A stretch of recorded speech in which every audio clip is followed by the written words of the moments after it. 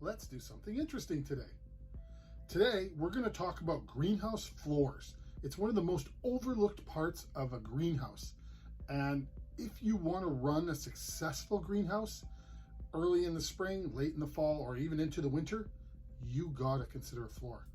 Now, the problem is most greenhouse kits don't even come with a floor. It's a DIY situation where you've got to make the floor yourself. So what I've put together in this video is 8 different types of do-it-yourself greenhouse floors that you can put into almost any type of greenhouse to improve your growing situation. Simple Tech, that's the name of this channel, and we have piles of other videos on greenhouses and growing you should check out after watching this video. And here's something that you should actually consider. If you like this topic, hit subscribe, hit like, but not for me. What happens with the YouTube algorithm is when you hit subscribe and you hit like, it tells YouTube that these are the kind of videos that you want to see more of. So the algorithm will actually serve you up options of not just from me, but from other creators like me on similar topics. So you can research the subject in depth. Hit like, hit subscribe.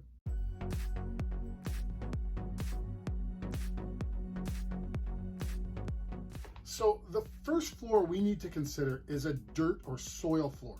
This is basically you buy a greenhouse kit, you put it up, and it's on the ground. But one of the things you need to consider is what kind of ground you actually are on. When you run a greenhouse, there's going to be a lot of water. And that water, if it's on a muddy surface, is going to be a nightmare going forward. So what we suggest is make sure you know exactly what kind of dirt you have on the floor and what you're going to be walking on as you go forward.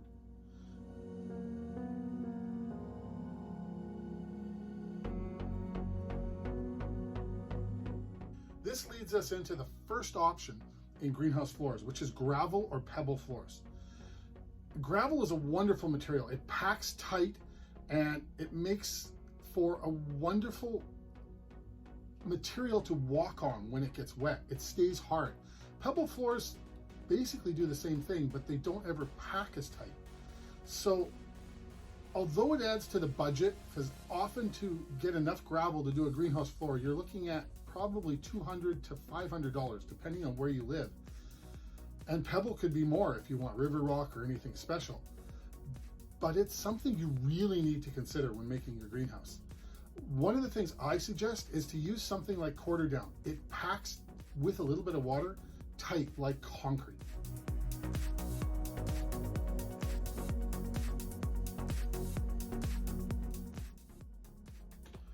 I'm a big fan of hard surface floors in a greenhouse. Now, what I mean by a hard surface floor is something like concrete, which is expensive but fantastic if you're going to pour a floor with that. But you could also use patio slabs that are concrete and piece them together to have a hard floor, but the cracks in between would actually deal with the water situation quite well. You can make a hard floor out of other materials as well. There's plastics, there's woven cloth, things of that nature that will absorb water and allow you to access the greenhouse and water your plants regularly, yet still walk on the floor without making a mess, without having to walk in with great big rubber boots on. So hard floors, yes, definitely consider them. Although you may need to put a foundation under a hard floor to make it work properly, which means gravel and then a hard floor.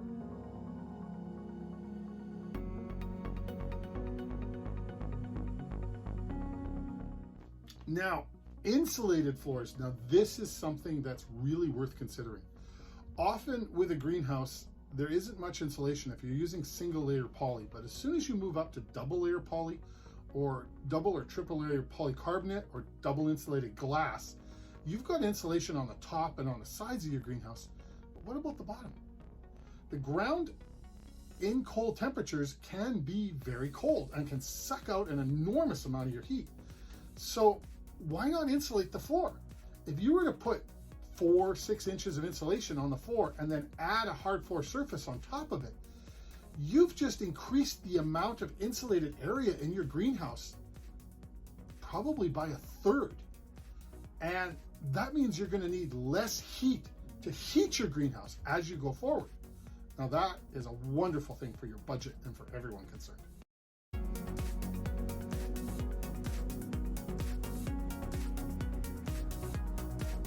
Now, radiant heat floors are a wonderful way to heat your greenhouse.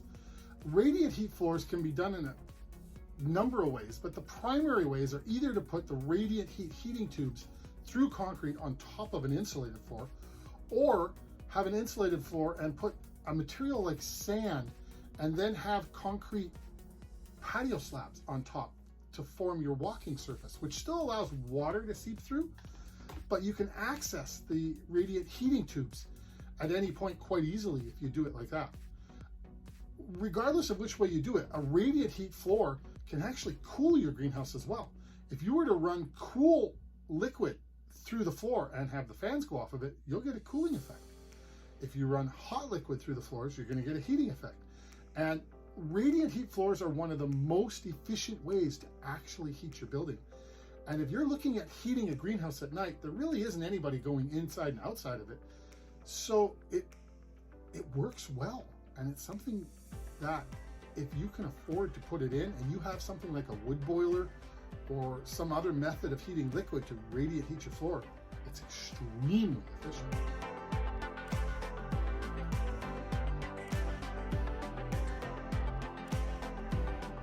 Now, a thermal battery floor is something that you may find in a solar greenhouse. Now, when I say solar greenhouse, I mean a greenhouse that has the north side heavily insulated, and they're designed for cold climates to retain more heat in the winter. That being said, a thermal battery floor would be a material like concrete, even gravel, but it's a material that absorbs heat when the sun is on it. So it needs to be a dark color, and then it would slowly radiate that heat out at night. Much like when you've seen greenhouses that have water barrels in them, you can do that if you have a thick enough floor and you get enough sunlight on the floor. The problem I have with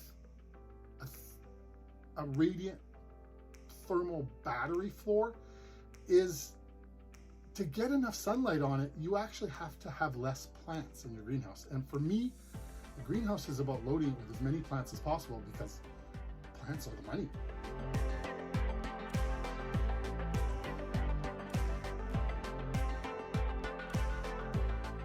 And then there's alternative materials. You've got things like tarps, mulch, pallets, even wood can be put down as flooring.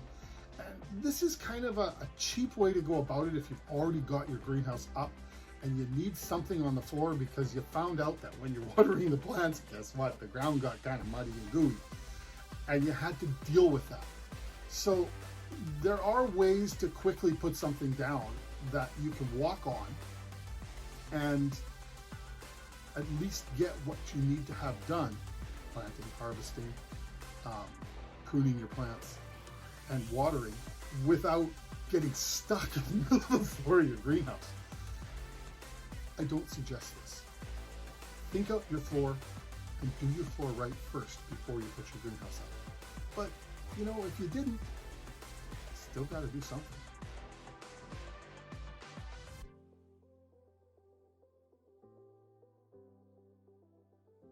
Now, there are some pre-made flooring options, but for greenhouses, they're actually fairly rare. You can buy them in squares and fit them together, and they do look nice and they're cool and they can actually work with insulation. But at the end of the day, I think you're better off to just insulate the floor and put some sort of a hard surface on top. You're gonna get better heat retention and you're gonna have a surface that you can actually work with. At the end of the day, remember, water on the floor is your enemy and you have to be able to deal with that. Unlike a house where you can put virtually any type of flooring down, a greenhouse in most circumstances has to deal with dispersing the water. So when designing your floor, make sure above anything else that you consider water. A little bit about what I did. When I built my greenhouse, I didn't know what I was doing. not a clue. So I put the greenhouse up without a floor. But I did have some excess gravel, so I spread that around and put it down, and I'm actually fairly happy that I did. But what I did after that was I got my hands on some used insulation. It was from a commercial building site. I was able to get 4x8, 4-inch thick insulation sheets for a little over $5 each, which if you've priced out insulation, you know that's one hell of a deal. And I put that on the floor. And I'm currently in the process right now of putting a little bit of plastic on top of that and adding another 2-3 inches of sand. I have a large amount of sand that I can access for free. And in that sand, I'm going to actually run my radiant heat tubes. On top of that, I'm going to put concrete slabs, patio slabs, so that I'll have a hard floor that is radiant and can still accept some of the water that comes out of the plants with overwatering and whatever happens when you're managing your plants. So this is my plan, and I kind of fell into it, but I realized that insulating that floor was something that I absolutely had to do. And I wanted to be able to access on a regular basis for any sort of maintenance the radiant heat tubes in case something went wrong.